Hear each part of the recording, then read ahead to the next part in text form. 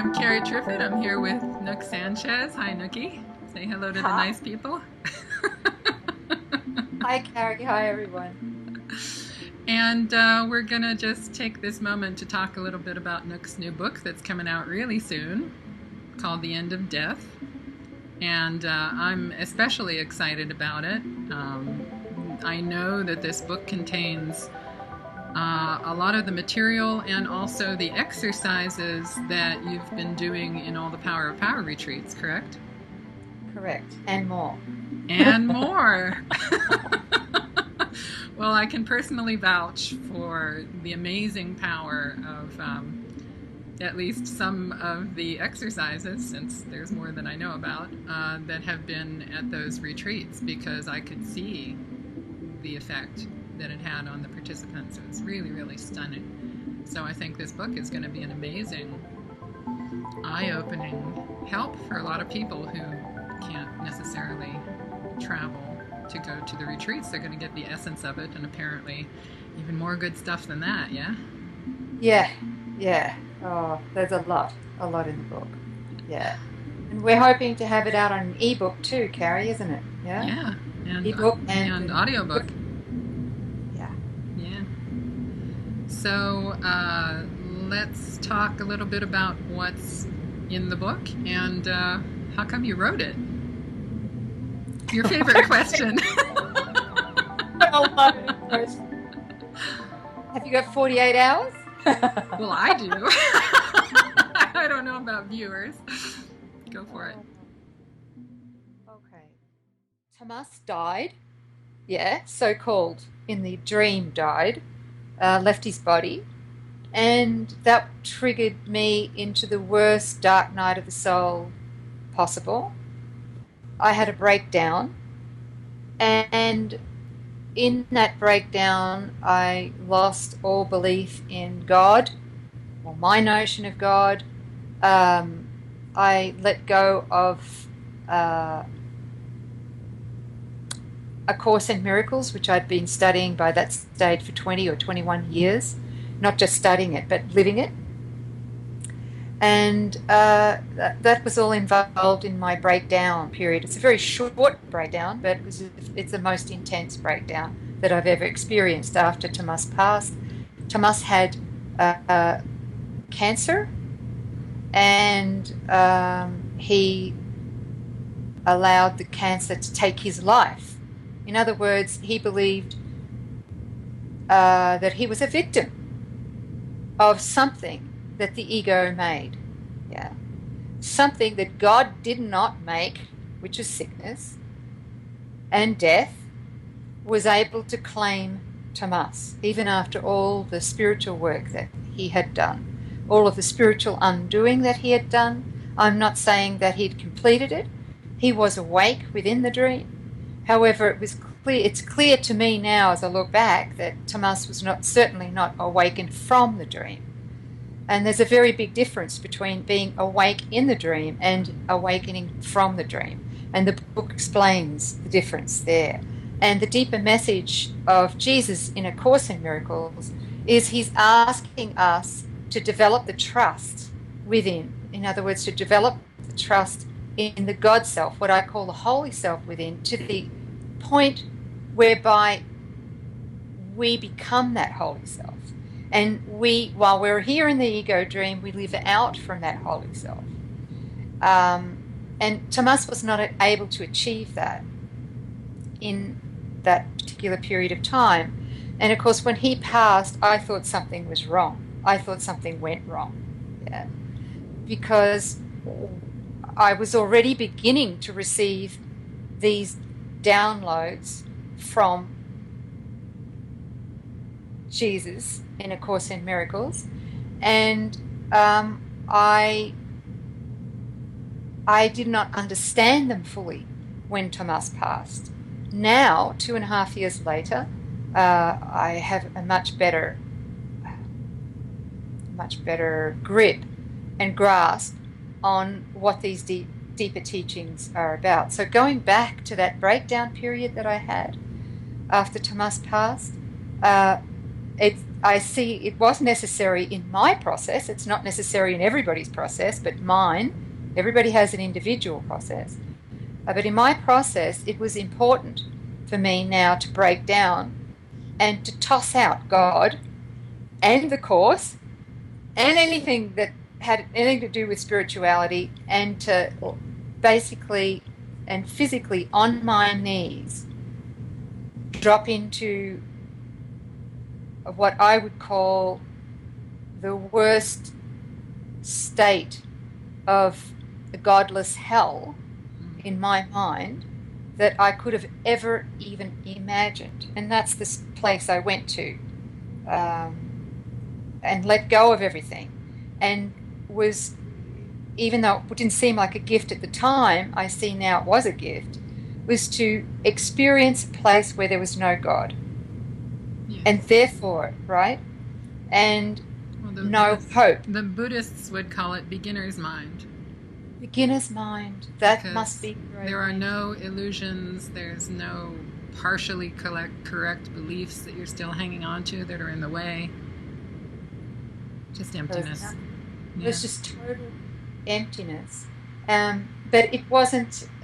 It was not. It wasn't emptiness untainted by the ego. Oh, of course, yes. The hell of emptiness. Right. It was the ego at full blast at 100%. And but it allowed for. I mean, when you're looking back and seeing now that it was a gift, yes, you were allowed that pain of hell was allowing for beginner's mind, even though you wouldn't have appreciated it at the time. Certainly not. Yeah. I can laugh now. Thank God. Thank God. But yeah, that's it. That's beautiful. Thank you.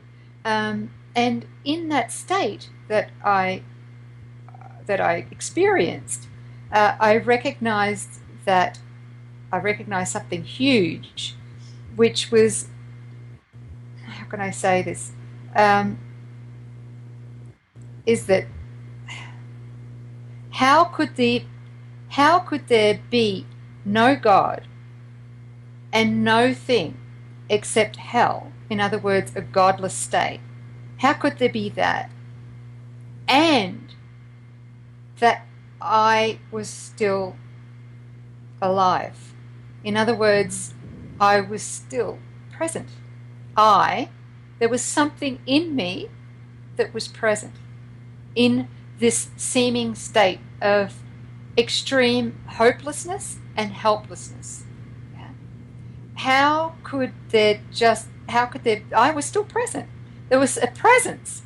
There was a presence that I saw, and saw it more clearly than I had ever seen it before. And this presence in amongst the seemingly godless state that I was in, the presence asked me a few questions, right? In other words, very logical questions to try and bring me back to sanity, because what I was seeing and witnessing through the ego's eyes was a state of insanity, a state of hell. And it basically asked or showed me, I don't know if it's asked me or showed me, but it showed me that how could there be a state of godlessness, a state of hell, hopelessness and helplessness, and there be me? There was a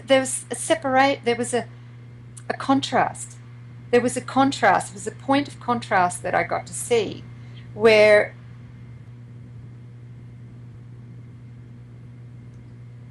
I guess I must have seen that there was God in me at that stage. I guess I must have seen that the witness that was looking was questioning the whole realm that I was seemingly seeing, right? The realm of hell and death, sickness, pain, misery, separation, right? And I saw a contrast. I didn't just see it, I experienced a contrast so great. So it's inexplicable. I can't even explain the contrast, yeah?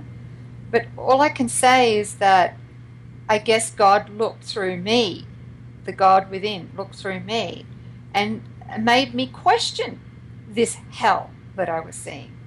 And then it said and showed me, not just with words, but with an experience, how could both be true? How could both be true? Either I was the God self in truth, yeah, or this hellless experience, hell-filled experience was true, right? And there was no God, which meant there couldn't be me. What was looking from me couldn't be looking. I don't know if I'm explaining this properly because it's very difficult to explain. But what I saw in that moment, what I felt and experienced in that moment, was very simply that if God is all there is, and I am, and I mean that, I am, because in that moment I saw the I was the I am, which was the God self. We all are. I had the experience of seeing that. Then the whole realm that I was witnessing, the realm of death, of sickness, that my soul buddy Tomas had actually passed through cancer, all of that was an illusion. Absolutely an illusion. Both can't exist simultaneously. It's impossible. And I was given the gift of seeing that and of being that. And I'll never experiencing it firsthand. Exactly. Because what you are describing here, students of A Course in Miracles could easily see and recognize that these are all concepts that are within that beautiful blue book. And I could see sitting back and watching this interview and going, like, I already know this. And maybe we all would have said the same, but you were gifted with the opportunity to actually experience it as a known and felt truth that you couldn't turn away from, correct? Because of circumstances that brought you to it. And suddenly, the concepts are concepts no longer. Thank you. Thank you. No more concepts. No. Concepts is what I mean. No, yeah. No more ego concepts. No more ego concepts. So this sounds familiar to students of A Course in Miracles, but the experience of it is a whole different thing. It's a whole different thing. And I had a lot of experiences over that 20 years with A Course in Miracles, living it. I did. Sure. But I also see now that a lot of it was very heady. A lot of it was very intellectual. I knew there was God. I knew, but, and plus there was kind of a bit of a hope in there too. Yeah. And when there's a hope, in other words, a hope that God is real, a hope that God yeah. All right? Yeah. When I had the experience of this contrast after Tomas passed, was I really, really realized that hope and trust cannot coexist at the same time either, simultaneously. And I realized that as much as I didn't want to do this, for 20 years of studying and living A Course in Miracles, a lot of it was hope. And when I had this living embodied experience of seeing and being the God self or the Holy Self in that moment, to witness the world as we all see it through the ego's eyes, and witness that it's just not real, it's not true. The only thing that is true and can be true is the Holy Self. When I saw that, when I embodied that totally in that moment and saw that, I knew that trust replaced hope, because you can't hope and trust at the same time. I had that experience. I had that embodied experience that trust completely eclipses the experience of hoping. Hoping is hope. It's like ego wishing right. with the ego. Exactly. Whereas trust is faith. Faith and trust go together. It's a knowing. At least it's a pathway. It's an experience of getting to know exactly that there is only God and there is nothing else. Before that experience, I used to think that, well, we're in the ego dream. I'm just going to have to make do with having the Holy Spirit help me to undo the concept of the ego dream. And then finally, I will reach the real world or the happy dream. And I might have to go through a few death cycles, physical death cycles, to get there, because I'm a very slow learner. And that's where I was at. But when I had this experience after Tomas passed, a lot of that fell away. I was given direct downloads about the nature of the dream, the ego dream here, and it meant the basic message of it for me, and for everybody else, but for me at the time, was that we're being asked to wake up here and now, in the dream, in the ego. Where else could you do it? I know, I didn't know that. You know, I kind of thought, well, it's okay, I'll just take my time and I'll have a few more lifetimes and I'll get it. You know, I'll get it. Well, that's a choice. That would be okay too. That's okay too, but the difference is there's some of us at this period of time, in the illusion of time, that can't take the suffering anymore. Right. The suffering of, right. That, you know, and I use in my teachings, as you know, Carrie, I use a symbol of two canoes in the ocean. And we have a foot in each canoe. One canoe's the ego belief system and world, and the other one is, of course, the Holy Spirit's canoe, or the Holy Self's canoe. And what we tend to do while we're doing our spiritual journey is we tend to want to travel with one foot in each canoe. Yeah. And another way to explain that is if we divide our life up into, say, a pie, and the pie has maybe got 20 slices to it. Yeah. One slice is our body and its health and its state and its image. Another one's our relationships. Another one is our bank account, our finances. Another one might be the environment. Another one might be, you know, our children, our family, our parents, ongoing. You know, we divide it all up, and we have one slice for our spiritual journey when we're studying the Course in Miracles. But what I've noticed with working with well over 1,000 people recently with these deeper teachings is that we think we're safe while we keep these compartments all separate of our life, and we just do our spiritual practice and allow it maybe to touch a few compartments, but certainly not to have it touch our bank account. Oh my God, no. Right? Or our primary or health relationship, or our body, or sex, right? Or your career, sex. Or right? Yeah. And you know, we what I really learned, an accelerated form of that, is that what we're being asked to do is to open up all our compartments of our life to being transformed through spirit, because it won't work unless we do that.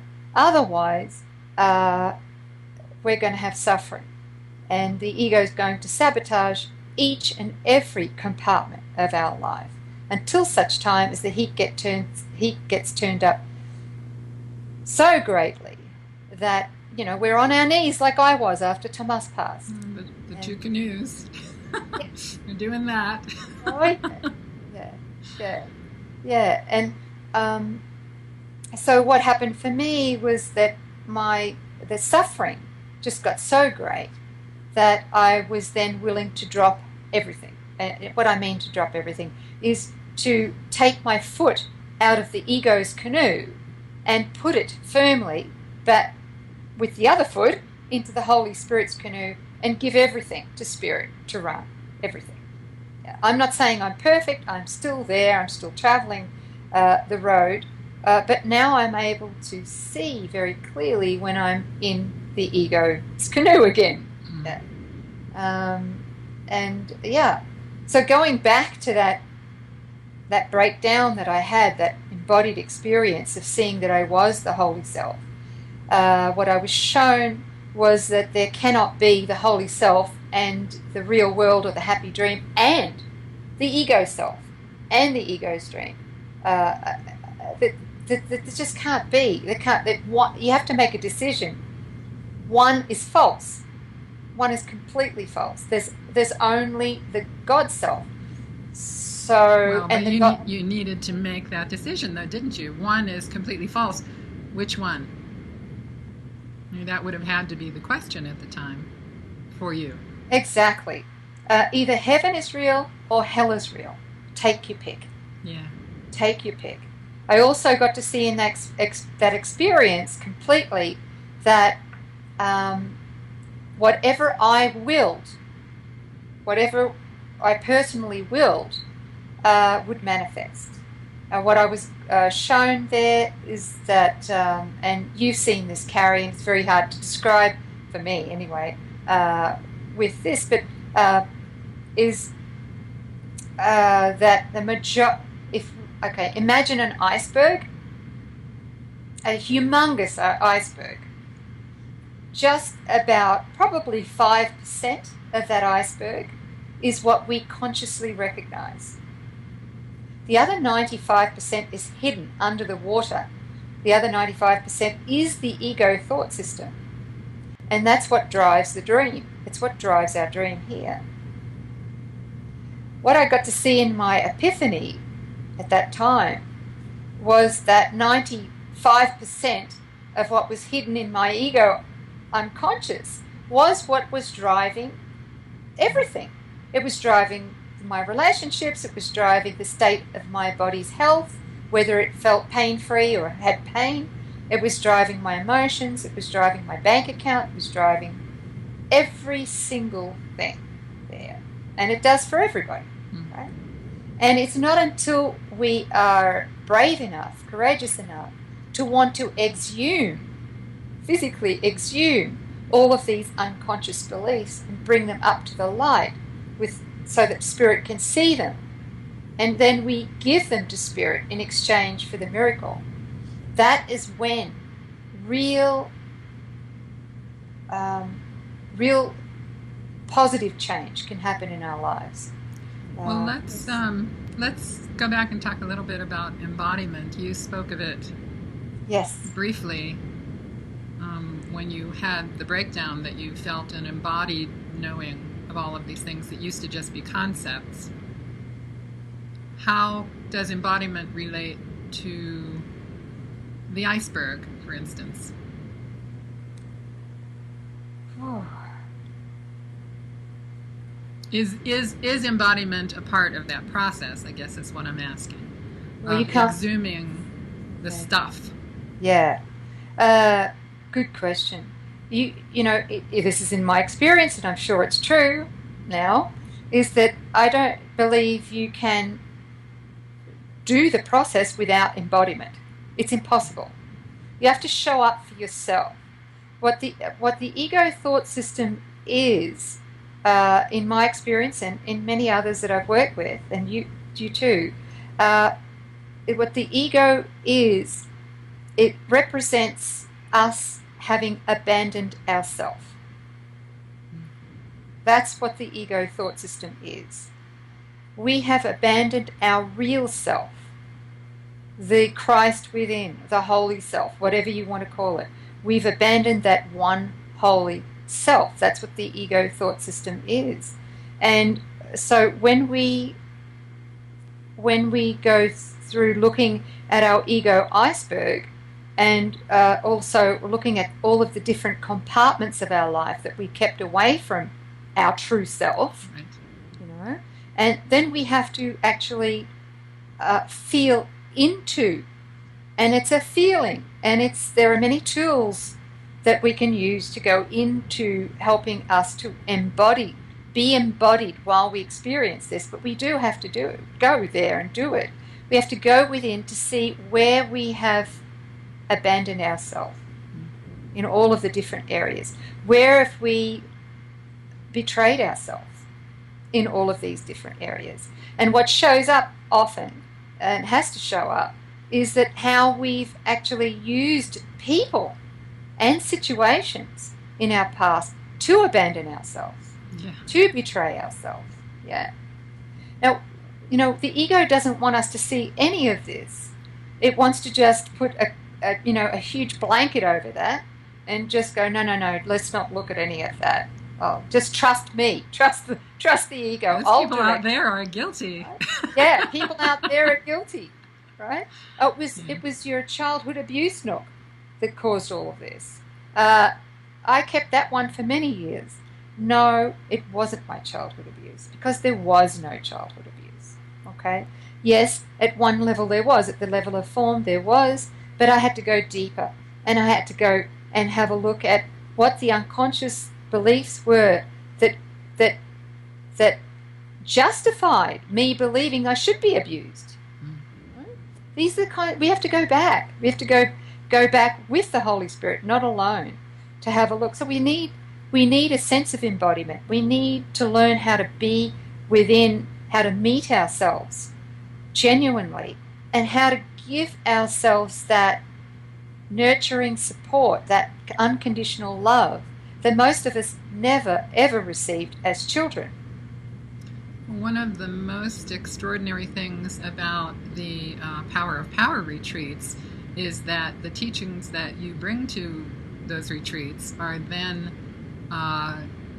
seamlessly interwoven with embodiment exercises that Stacy Sully brings to the table.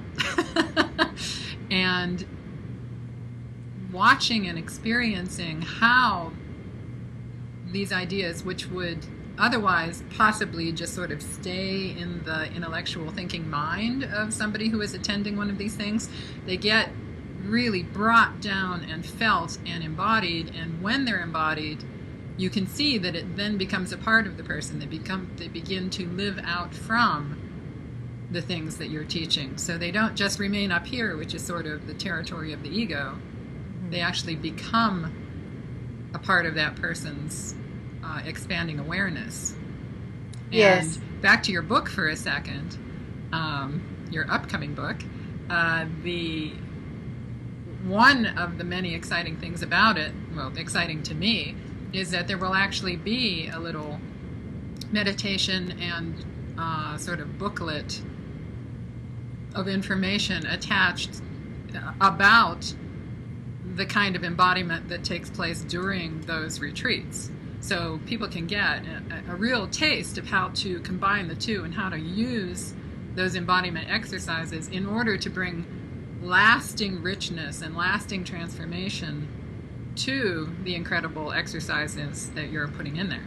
Yeah, thank you, Carrie. Yeah, this is huge. It's going to be a very unusual, unique book. Oh, you think? Yeah. It's. I can't think of adjectives to even describe it, but in there we are going, as you just said, Stacy Sully is going to bring this teaching in through the book and through an audio presentation as well, which we're going to have with the book. Or I don't know how it's going to work just yet, because we're still working out the logistics. It'll be a download link that goes with the book. Yeah, downloads, that's it. So people are going to have, they're going to be able to look at the principles, they're going to be able to read the principles, they're going to be able to actually do the physical exercises that we have in the book. There are multiple physical exercises that are aimed to take people into the experience of looking at what is in this unconscious ego iceberg, what has been driving them to attract such sabotage in their lives, in everybody's lives. What actually is it? What is it? We have to see it first with spirit, and that's what these exercises are designed to do. And they're not designed by Nook. I'm just the conduit, and Spirit has helped to bring them through. And with those exercises, are stasis, embodiment meditations to lead us into going in there to meet ourself, to really meet ourself with a capital S, and to help to find what most of us have never found, and I mean most of us, literally, and that is to meet ourselves with authenticity, to meet our authenticity, to find out who we really are. Most of us don't know who we are. Yeah. Since we were born, we're raised by parents' egos or caretakers' egos, and we were raised not to be ourself, our true self, our holy self. We were raised to basically become bigger egos, which is just crazy stuff. And our education system is the same. It's all raised to make us believe in fear and not love, right? Fear and doubt. It's like it runs through our whole system. Fear and doubt, fear and doubt. Everything we do, when we get into the end of death, really get into it, doing the exercises, doing the embodiment, and also hopefully many of us will do the breathing techniques that you're bringing in too, Carrie, which not into this book, but breathing into our collaborations, into our collaboration there's another tool, a dynamic tool and very gentle tool, depending upon, I guess, how much acceleration we want to put behind the breathing techniques, to help us to get into that embodiment experience, help us to develop that trust, deep sense of trust that we were raised in the world to throw out. Yeah. See? We need to regain that sense of trust. All of us are looking for love, and it's here within. It's not out there. And that's the truly amazing thing about meeting your true self, I think, at least in my own experience of it, is that, yes, you will go in and exhume things, and it will be quite an eye-opening experience to see some of the crap that you have, shoved down and locked into different compartments in that giant unconscious ego iceberg. Yes. And yet, once that process is begun, the real self that one gets in touch with through this kind of embodied work, oh my God. That's what there are no words for. The beauty and the strength and the fearlessness and the joy and the knowledge that I am everything I need. Oh, yeah. That's wow. So yeah, the process sounds daunting, maybe. Having to undo all of our beliefs about the world and all of the beliefs that we grew up with and that everybody else around us still holds. That seems like a job, but wow, the treasure that starts to filter up immediately when you signal that you want to know your true self. So bring it on. That's what I say. Bring it on. Bring it on. Yeah, so I think your book is just an amazing.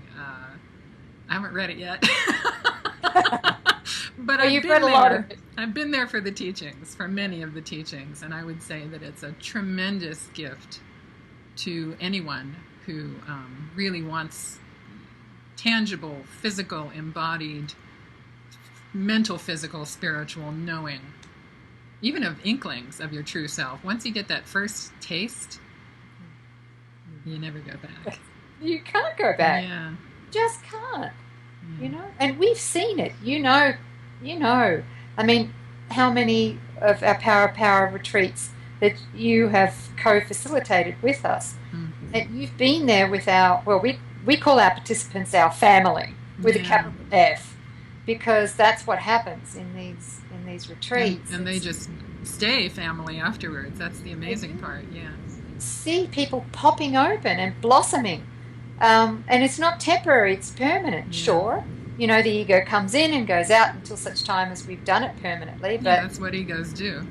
yeah, yeah, but it's just phenomenal. It's just to live in that sense of holiness and that sense of deep, deep inner security that we know we're being taken care of and we know we're loved, And the miracles pop all over all the time when you're in that state of knowing. Yeah. And that is where, when you said earlier, there are some of us who just can't accept the suffering anymore, and so we want to do it now in this lifetime. And I went, we didn't say so in that moment, but I think the reason that you're not willing that the suffering becomes so acute is because you have tasted what that real self is. And so the contrast of normal ego stuff, which people just sort of, we just sort of accept because we think there's no other way to live, it becomes so wrong by contrast with what's real. And that's when you start accelerating and going, bring it on, I want it now. I don't want it all. Not next lifetime, right now. I want it now. Yeah. Because we don't want to do that contrast anymore. No. Do it anymore. It's done. It's done. I mean, if you walk into heaven here and now, why would you walk out of it? Well, you know what I'm saying? Yeah, I know what you're saying. Like, once you're there, go, oh my God, this is what I've been wanting all my lifetimes. I'm here now. I don't want to walk back out of that. But then that becomes the process of learning to make the choice for full awakening, learning to always be vigilant for the kingdom. That's what that means, is when inevitably your ego mind pops up again and you go, shit, here I am with the ego mind, and yet it still has a certain allure, right? There's some belief that we're still hanging on to, and that's the reason that we haven't gone permanently the other way. So I think that is the process of taking that thing that you still really, really want to believe in and saying, no, I choose the truth instead, which is what you did back in your dark night there. That's it. The ego really was tempting, wasn't it? To say, there is no hope. Everything sucks. And what it does, everything sucks. And ultimately, what the ego wants, of course, is our death. In that very dark night of the soul, I had the experience of the ego tempting me with physical death through suicide. And I saw very clearly that that's what the ego wants. The ego wants our death. And of course, in A Course in Miracles, it says over and over and over again, just in case we don't get it the 200th time, that's what the ego wants ultimately, is to take our life before we wake up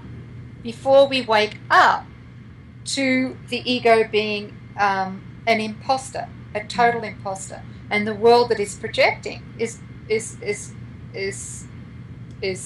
just not real. None of it's real. Okay, so that was very much part of almost the feeling of being catapulted from seeing the ego and being in the ego's hell in that moment, to having Spirit look through me, God look through me, and show me the contrast, the extreme contrast between these two things. So what I saw was death and the offering of the ego to death, and the ego saying there is no God, and then the contrast when I was seeing through God's eyes, through the Holy Self, which is that all there is life. There cannot be an opposite to life. Okay? And the exit, or the exit from the ego dream, is not death.